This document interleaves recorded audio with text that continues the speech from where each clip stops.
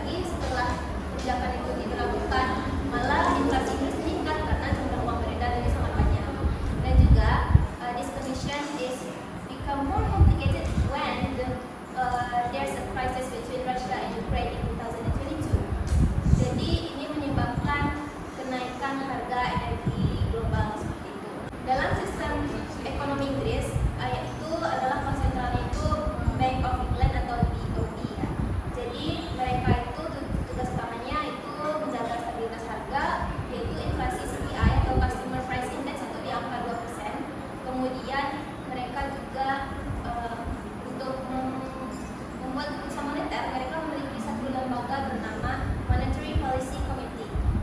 Kemudian BOE ini juga berperan sebagai lender of last resort, artinya mereka akan berperan sebagai peminjam bagi bank yang mengalami masalah atau bagi bank yang membutuhkan seperti itu.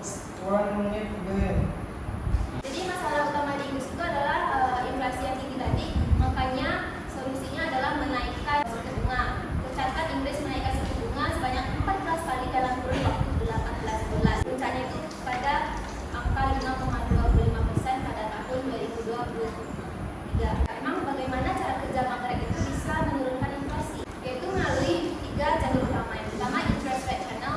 The higher interest rate can make borrowing more expensive, right? And then people tend to save rather than spend, right? And then jalur kedua yaitu jalur exchange rate channel atau jalur nilai tukar.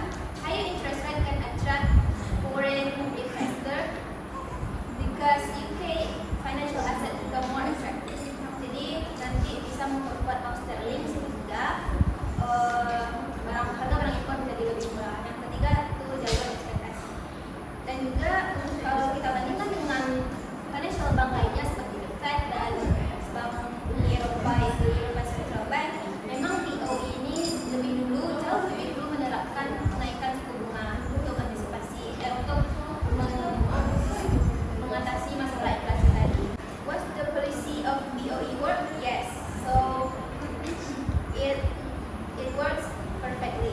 The last page of our presentation is based on this analysis.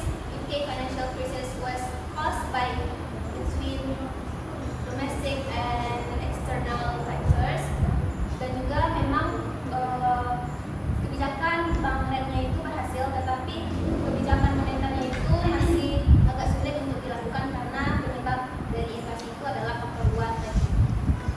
Oleh karena itu diperlukan adanya kombinasi antara strong monetary policy, financial stability, dan accurate economic analysis. That concludes my presentation today. Hopefully this presentation can give us better understanding of how important monetary policy in maintaining economic stability. Sebelum saya tutup, saya ingin menyampaikan sesuatu yang ini menurut saya dari presentasi saya.